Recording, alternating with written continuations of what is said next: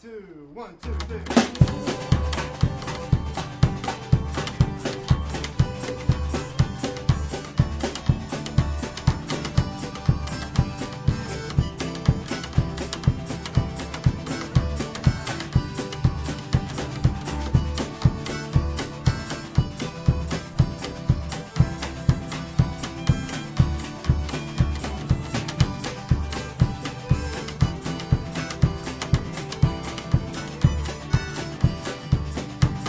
Hello, and welcome to DSA Presents.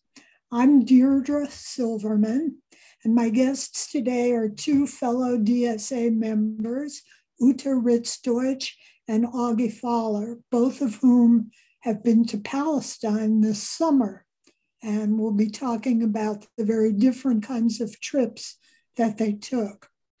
Uta is a human rights educator and the coordinator of the local branch of Amnesty International, and Augie is a philosophy professor. So Augie, the trip that you went on was with SkatePal, an organization that promotes skateboarding for young people. So how did you, as a philosophy professor, get to that? Yeah, SkatePal is a UK-based organization that brings volunteers to the West Bank. It's now UK and Palestine-based. They have several coordinators there. And I got involved because I've been pretty involved in skateboarding in various ways for 20 years. From starting skateboarding myself and then running college clubs and the club at Cornell. And I came across SkatePal, I think, through social media, people sharing their own trips, and decided it would be a really good experience for me educationally and would probably be really fun. So I actually first went in 2019 for the month of June, and then I returned in this summer, 2022, for the month of June also. What differences did you see in that 3-year period? A lot of the kids are a lot better at skateboarding now. They really love it and they're sticking with it, which is awesome. Besides that, I think, it's interesting. In some ways, things hadn't changed that much. It was still the kind of constant, seeing the IDF cruising around the West Bank, going through checkpoints. In other ways, definitely it seemed like this time there was a little more conflict in the sense that earlier in June, it was more at the end of June and into July that we saw things really light up, like in Nablus, where I was located. But even when I was there, there were, especially after the Sheikh Jarrah clashes and other issues, it did feel like there was more tension this time, but that was a subjective experience of what was happening, but it did seem a little bit more intense, but otherwise where I was relatively okay. Okay, just for people who are watching or listening, the Sheikh Jarrah incident was Palestinian families being evicted from their homes, extended right. Families, so it involved a large number of people. And Uta, the Amnesty International has issued a report this year about right. the situation in Israel and Palestine. And did that lead to your decision to take this trip?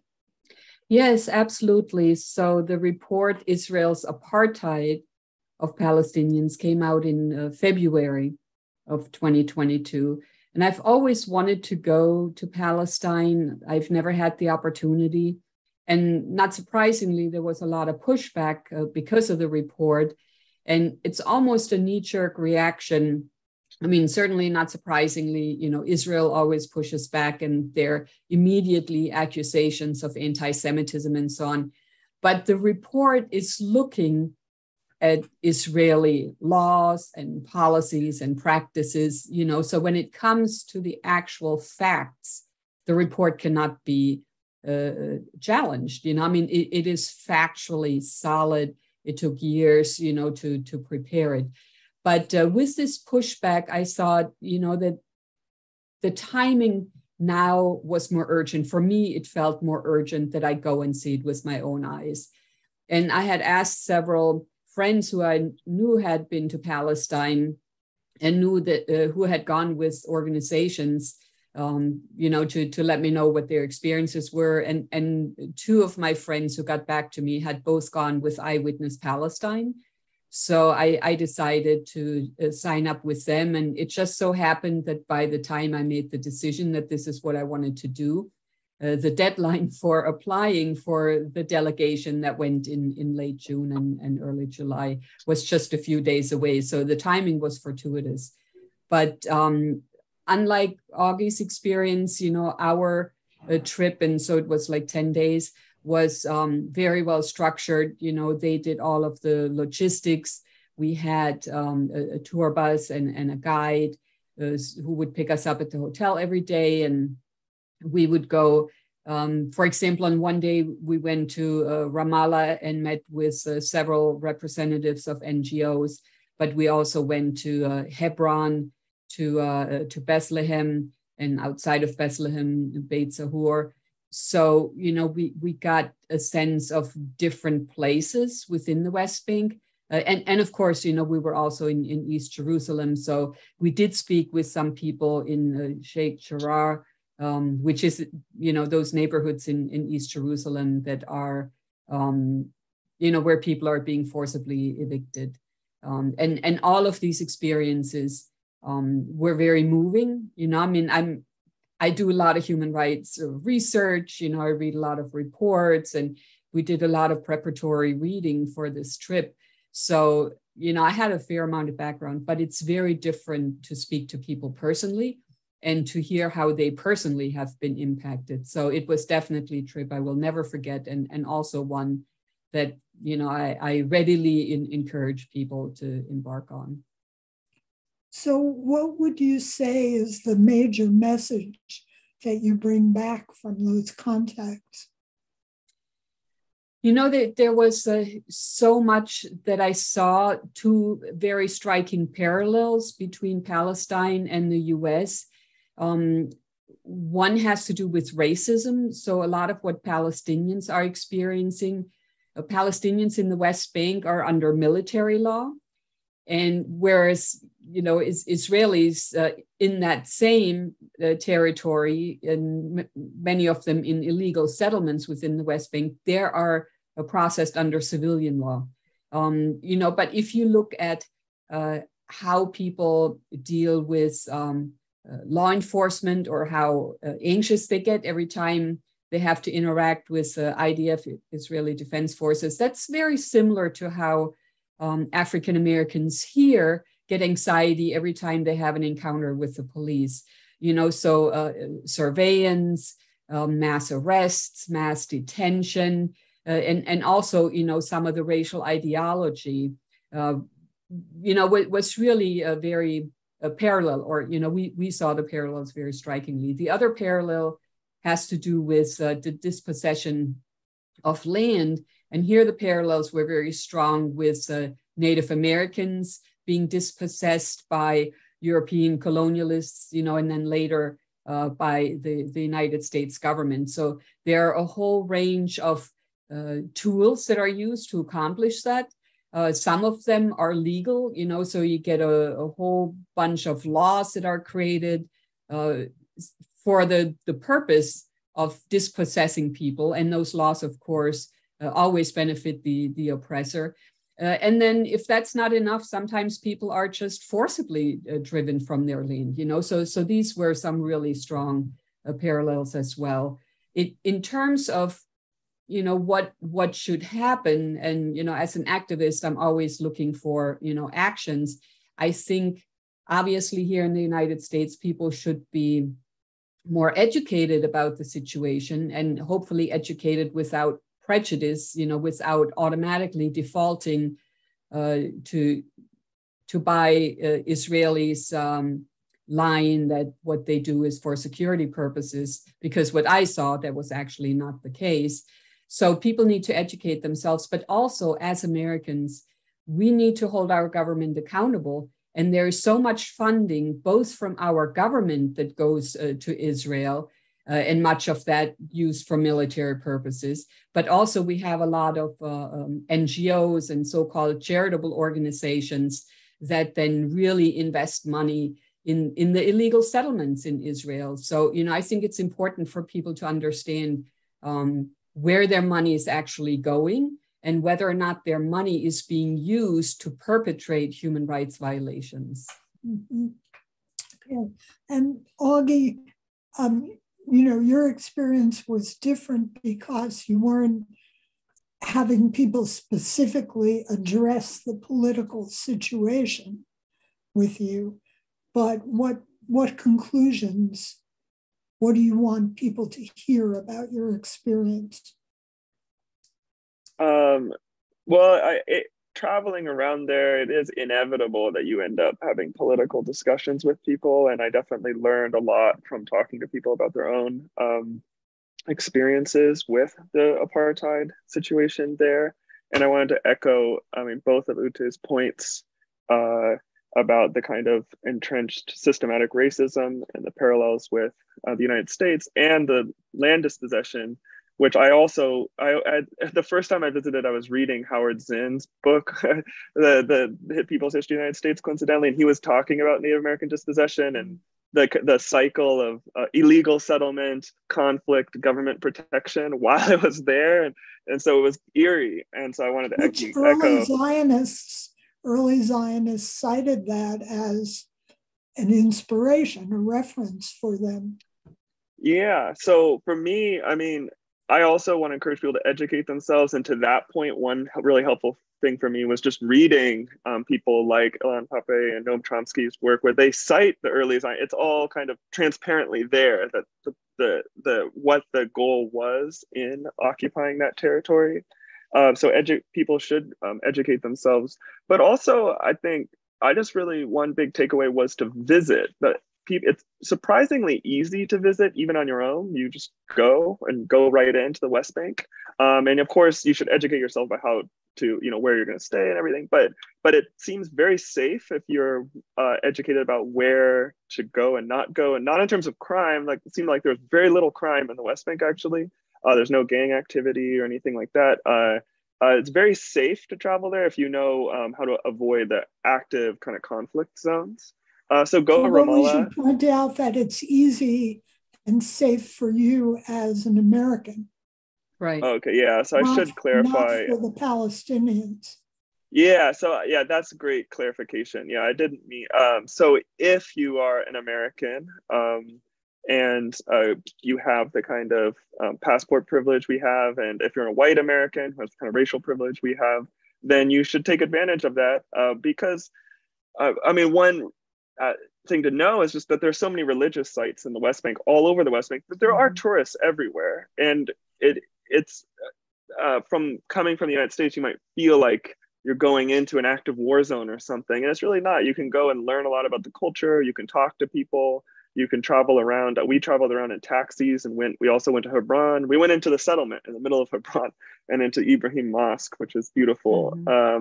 And we went to Jericho, and I was staying outside of Nablus, but we went to Ramallah a number of times. So yeah, I think beyond echoing into his points, I think encouraging people to read and to visit and talk to locals who are often very happy to share their experience. They're very, very happy to host guests. People are very welcoming. And the culture there has a strong emphasis on guest culture, welcoming people.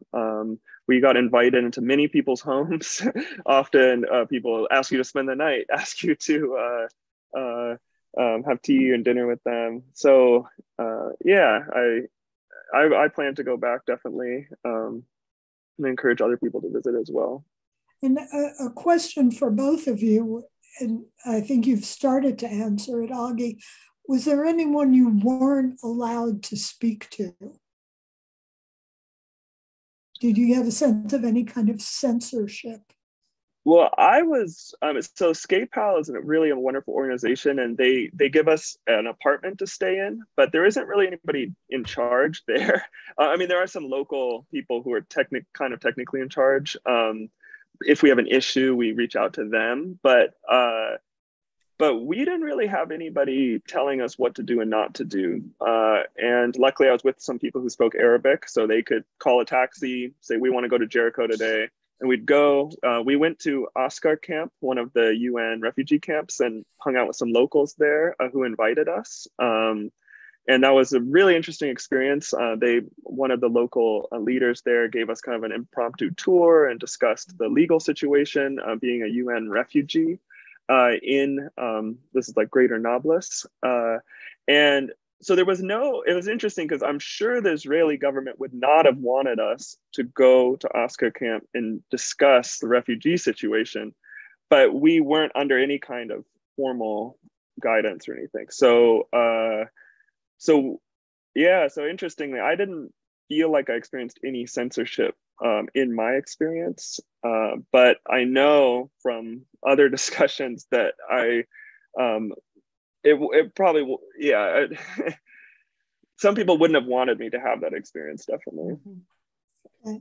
And Uta? Yeah, I would just really like to add how much white privilege played into that. You know, I was able to get in and out, no problem. I mean, certainly it helps that I'm white. It helps, I think, that I'm gray-haired at this point, you know.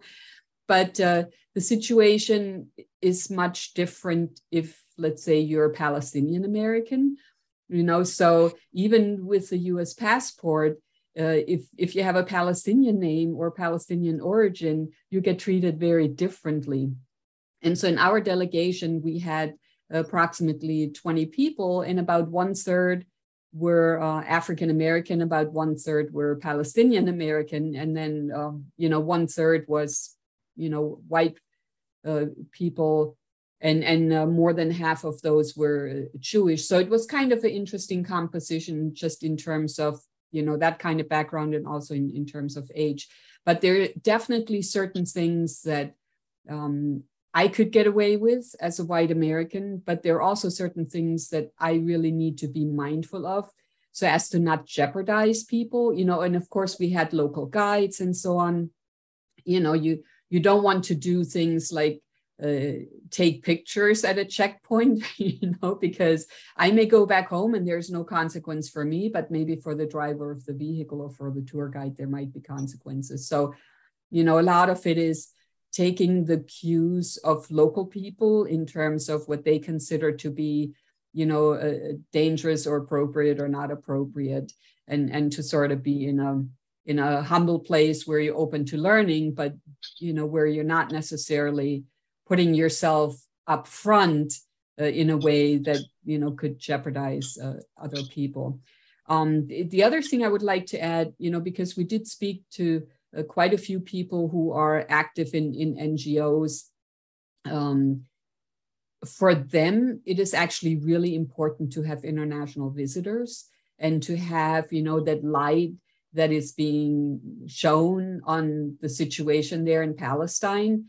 And sometimes that is really what keeps them safe, is to have that international presence.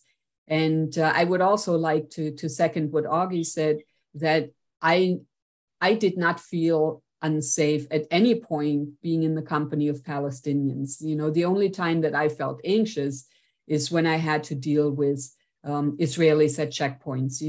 I don't like people with guns. That has never made me feel safe and secure. That goes back, to being in West Germany in the 1970s, and in response to the Baader Meinhof. I mean, back then the West German police too was, over the top armed and, machine guns and all of that. That has never made me feel safe. Even if I'm not doing anything, that just makes me anxious. But being in Palestinian spaces, being with Palestinian guides, I felt perfectly safe the entire time.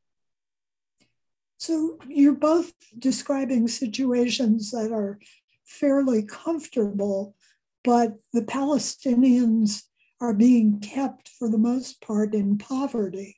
Mm-hmm. And, what did you see about that? And what do they want you to bring back to the US to talk about with respect to that? Either of you can jump in. Yeah, I mean, I can say, even though there is a high level of poverty there, it also feels like people there, I don't know, it's interesting. People there were very generous, and the primary concerns people echoed a lot were, or a lot of people talked about, were limitations with water. Israel controls the water coming into the West Bank, and so they often face limitations because of that. One way to quickly tell whether a building is Israeli settlement or a Palestinian is whether they have water tanks on the roof, because most of the settlements have water piped in separately, while the Palestinians have to have their water tanks filled. And if you run out of water, you can pay extra if you have the money to get water, but not everyone has that. So, but it's also interesting that to me, it was kind of striking, honestly, and I don't know what exactly to think about this, but I'll just say that there were very few people who appeared to be living on the street there or in abject poverty in that sense. And I think that is, I mean, I would imagine it's because of cultural differences, because I know there is a lot of poverty there and people do struggle with, especially during the pandemic and the economic downturn. But also, yeah, I admire the people there a lot for putting up with what they put up with and taking care of each other, and yeah, and holding their heads high still.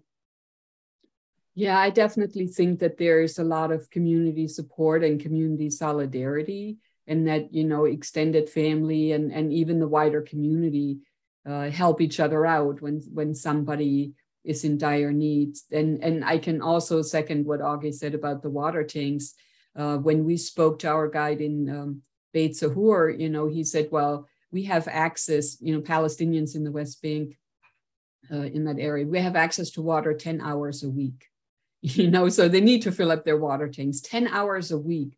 I mean, that's way below the World Health Organization threshold, you know, and as Augie said, but on the illegal settlements, they have pipes, they have, you know, access to water 24/7. And then sometimes Israel, you know, if Israel decides to punish somebody, they may punish an entire community by just turning the water off, you know, so that is a great vulnerability.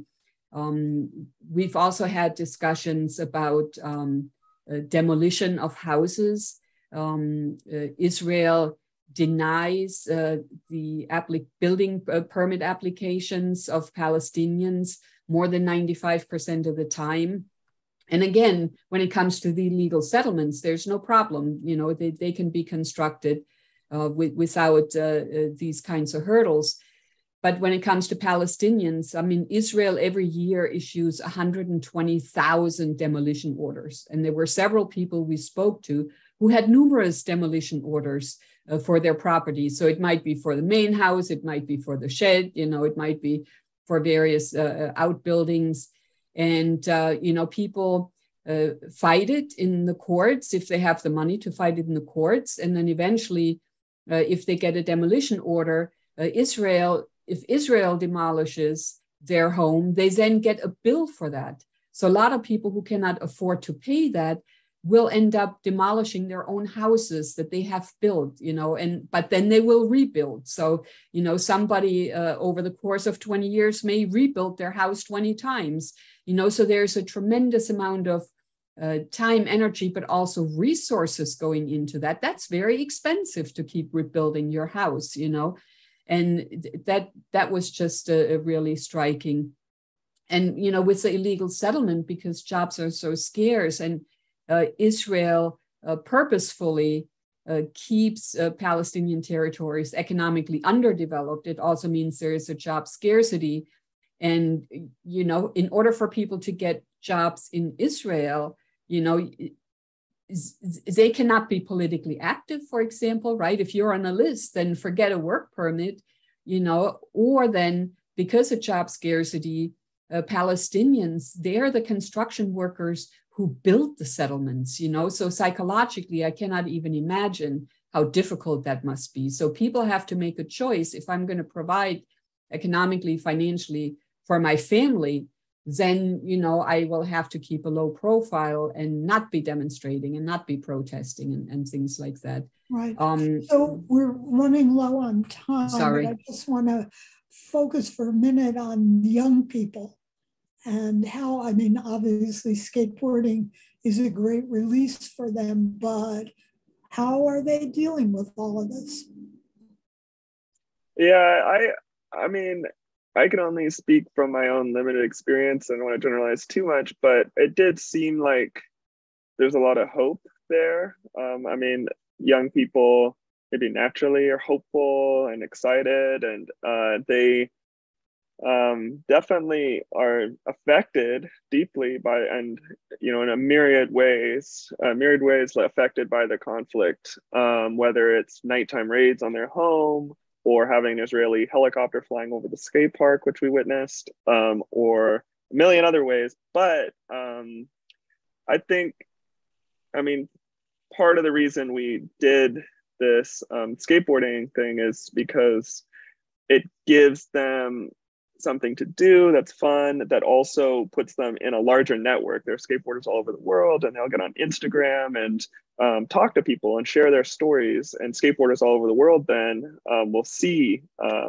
what's going on and form relationships with people. And even a couple times, skateboarders came from Israel over and skated with us. So skaters who maybe some of them who grew up in Israel who don't, you know, they don't like what's happening, and then they form connections that they wouldn't otherwise. So I left feeling very hopeful. I mean, the kids are just super awesome, fun kids, very resilient and self-sufficient, and skateboarding is just, I mean, it's just one thing they could be doing, but I think given the way it functions as kind of both a cultural thing and a sport, and there's this kind of international network of skateboarding. There are professional skateboarders who go to Palestine now and film video parts and come back and spread the word. I think, yeah, I just say overall, it makes me feel very hopeful. Okay. And I've also just very quickly. Yeah, I also witnessed, you know, filmmaking, like locally produced films. People are into music, including hip hop, you know, so they get access to YouTube videos internationally and their work is shared, you know, so on that level, music, art, creativity, there's definitely a lot happening. We're out of time. Thank you both for going. This has been DSA Presents. Thanks for watching and listening. 1, 2, 1, 2, 3.